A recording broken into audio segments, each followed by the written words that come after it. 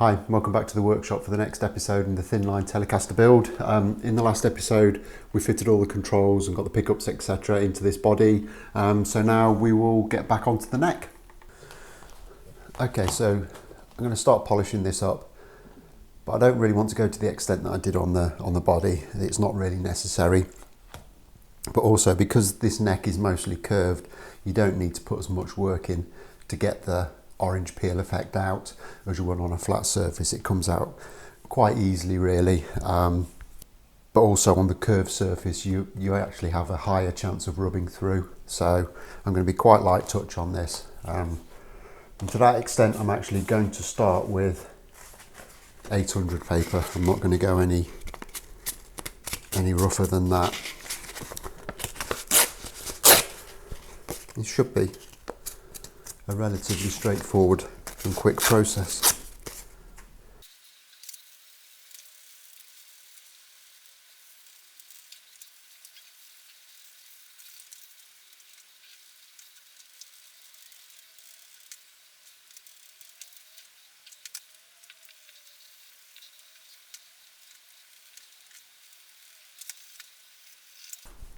So that's very quickly got the main part of the neck down to where I want it. So it's now just a case of moving on to the heel and the headstock. But before I do that, I'm just going to do something which I forgot to mention when I was wet flatting the body. But in situations like this, I always take a little bit of paste wax .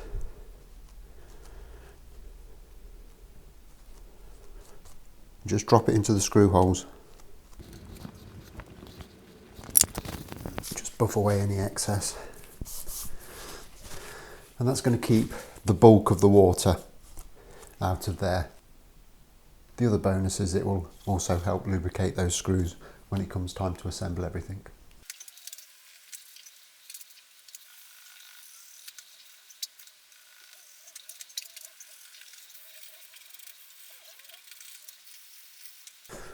Okay, so that's all rubbed down now to 1200 grit. Now I'm not going to take a polisher or anything to this. I'm simply going to take some soft cloths and some of the rubbing compound I used on the body.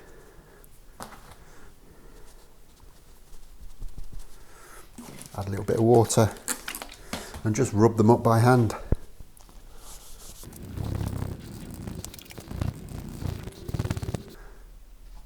And there we have it. Now, I know I said earlier that I wasn't going to do a very highly polished gloss on this neck, but having seen it in a matte finish, it was really masking the figure in the wood, and it just looks so much better. You might not be able to see it from there, but with a bit of a polish on, the figure in this neck really stands out a lot better. So I can put up with it being a little bit slower under my hand if it's going to look that lush. Okay, get the rest of it done.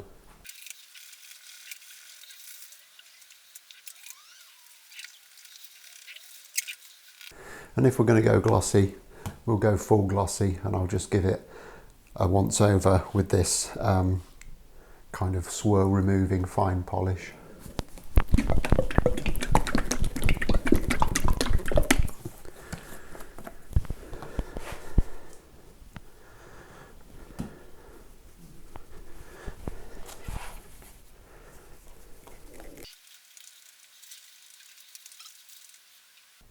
And that's come up absolutely beautifully. Actually, with that polish on, it feels really slick under my hand. Interesting.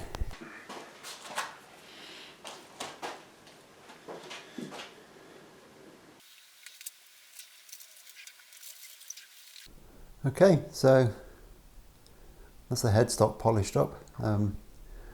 Hopefully you'll be able to see, as I get that in the light, there's absolutely no margin around this decal now. You can't feel it. It is absolutely kind of perfectly level with the surface. So I've got to be happy with that.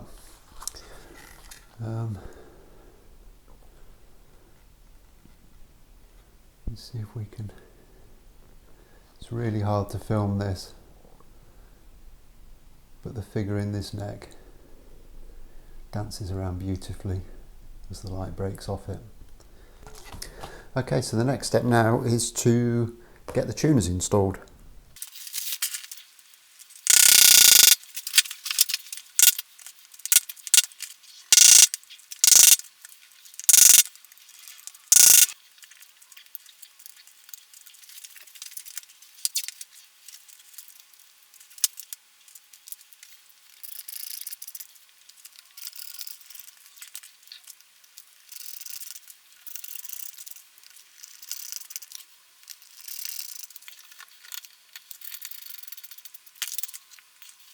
Okay, so that's the neck polished and the tuners fitted, so that only really leaves one little section left on this neck, but it is, however, a very, very important part, and that is to fit the nut. Okay, so I've got a bone nut blank that I've just had kicking about for a little while, and it's just a little bit of cow bone that I've turned into a nut blank, and that's already sized so it fits in the slot really nicely, but it is quite significantly oversized for what we need. So all I'm going to do is find a sharp pencil, and I'm just going to mark it to the sides of the fretboard.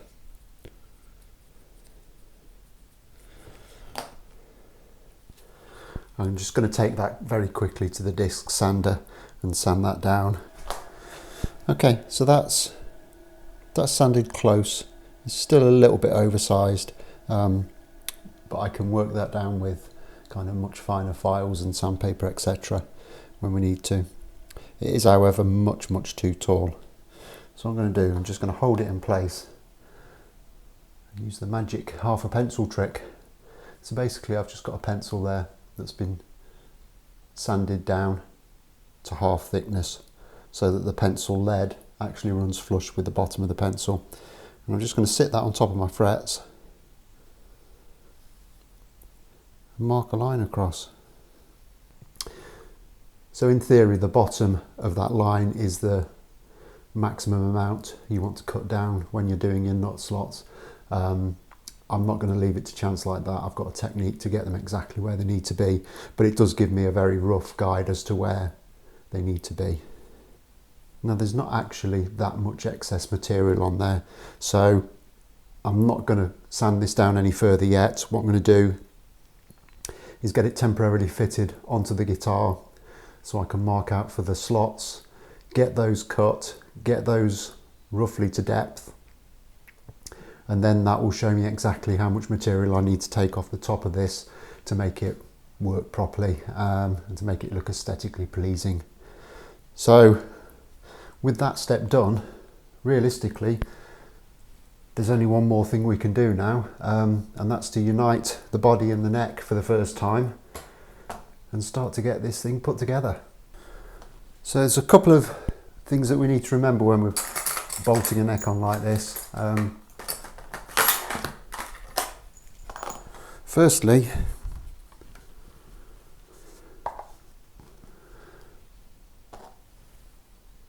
your neck screws should be able to pass through the holes without any need for screwing them in. The reason for that is, if this screw is engaging with both the body and the neck, there's a fair chance that you'll get an element of jacking, which means that you won't be actually pulling the two surfaces properly together. As the screw goes in, it will engage with the bodywood, and it will still be engaged when it's gone in far enough to engage with the neck, and that will just mean that you won't be able to pull the two components effectively together. Okay. Second thing is the distance between your mounting holes in the neck and the edge of the neck isn't very much at all. And you quite often see people on the internet and places decrying the fact that they've cracked the heel of their neck along the axis of these bolt holes. More often than not, the reason for that is that the pilot hole isn't big enough. So you're just trying to get too much material through that little hole, and it just acts like a wedge and it splits the wood. Okay, so that's the first element of that. There are pilot hole calculators that you can look up on the internet, etc. And the next aspect as well, which you will have seen me doing when I was polishing this, was I've already rubbed some wax into these screw holes, so they are well lubricated, and that will also help the screws to go in easier, hopefully less chance of anything splitting. Okay, let's get the neck on.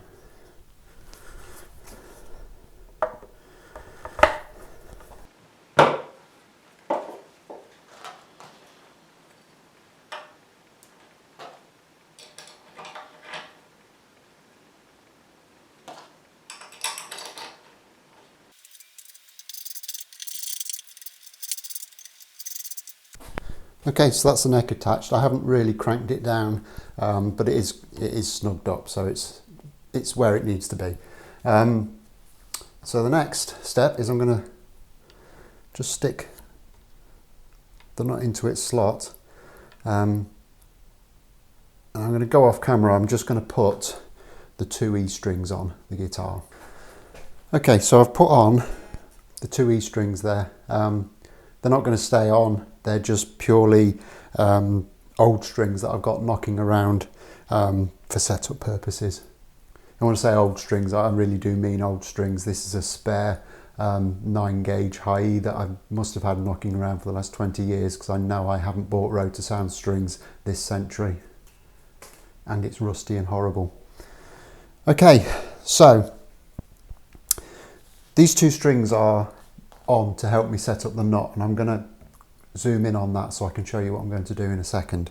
But they have also highlighted a problem immediately, and that is that the neck isn't on at quite the right angle. It's not an issue, it's just something you have to go through when you're setting these things up.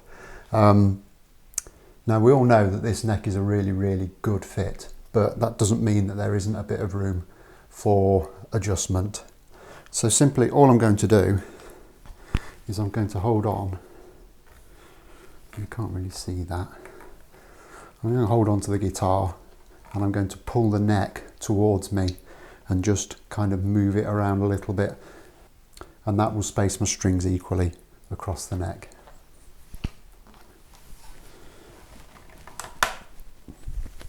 And you hear that? And that's done it. So those strings are now equal.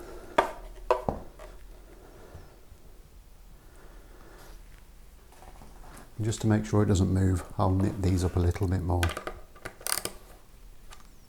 Okay, so now that we're right at this end, we'll zoom in on the nut and make sure we're right at the other end.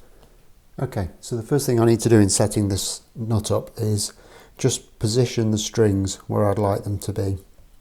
Now, obviously you want as straight a run as possible, but they also need to be close enough in that they're not going to fall off the edge of the fretboard when you're playing. And that looks about right from there. Next up, what I need to do is take a really sharp pencil. I'm just going to hold that string down so it doesn't move. I'm going to mark both sides of it and repeat that with the other one.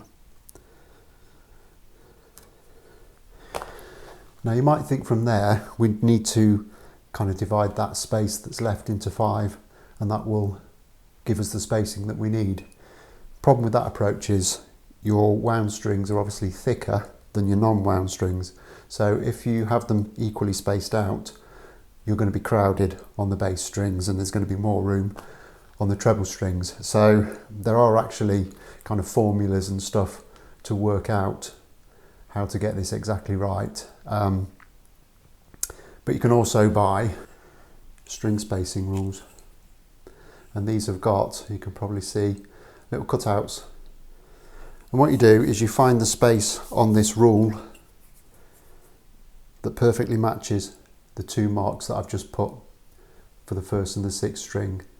And once you find that, it will give you the marks that you need to properly space out in between them.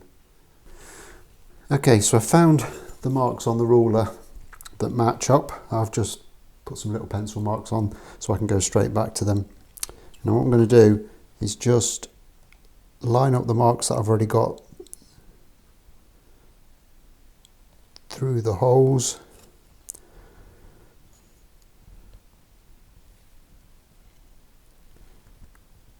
Make sure I'm holding that in place.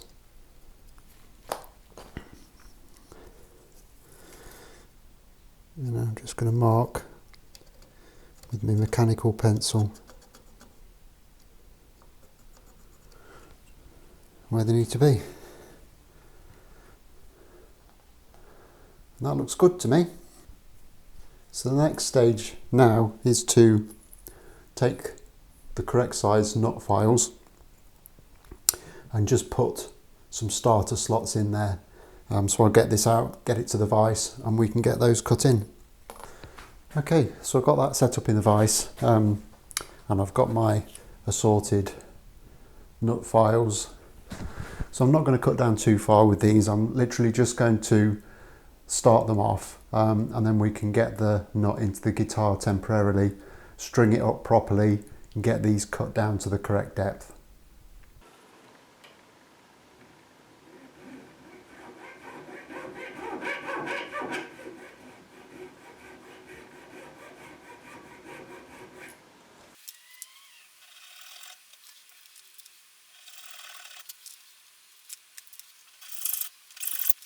Okay, so that's the slots cut, so we can put that back in, if only temporarily, and we can get this strung up with a proper set of strings for the first time.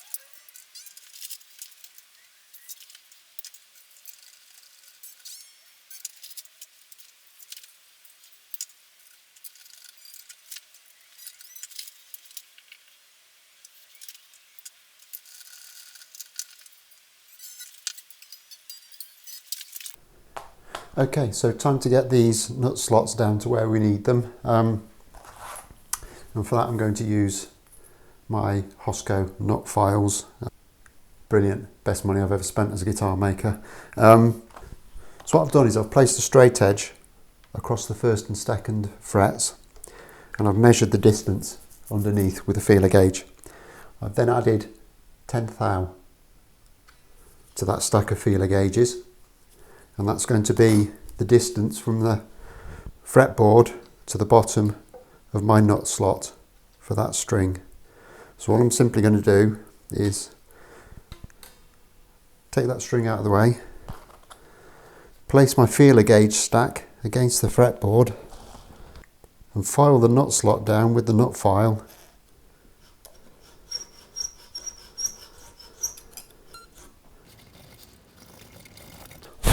Until I get down to those feeler gauges.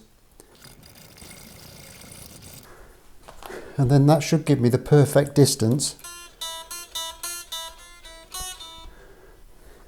between the string and the first fret. So for the next one, I'm going to take that measurement, and instead of adding 10, I'm going to add 12th thou.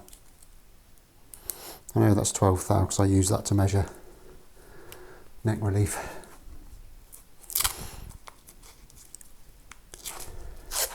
So I'm going to add 2 thou every time I go up a string.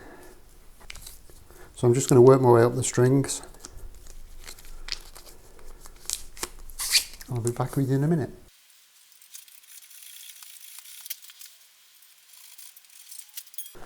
Okay, so that's all the nut slots cut down now. And you can see that's much better. Really nice action at the nut. Haven't set anything up anywhere else yet, so still a little bit of work to do there. So the next thing is I'm going to take this out again now, and take the nut out and kind of properly shape it. So clean it all up, put the proper profiling on the edges, and make it all nice and lovely. Okay, so I've got the nut out. I'm going to take this away, sand it up, polish it, etc. But I'm going to call it quits for this video. I've got a couple of hours worth of setting up to do on the guitar, and I want to do a little bit of a demo when it's done, and I simply can't do that justice in this episode. So we'll be back for one more episode in this series. So as always, all the usual stuff, like, subscribe, etc. And I'll see you very soon for the final episode. Thanks a lot for watching. Bye bye.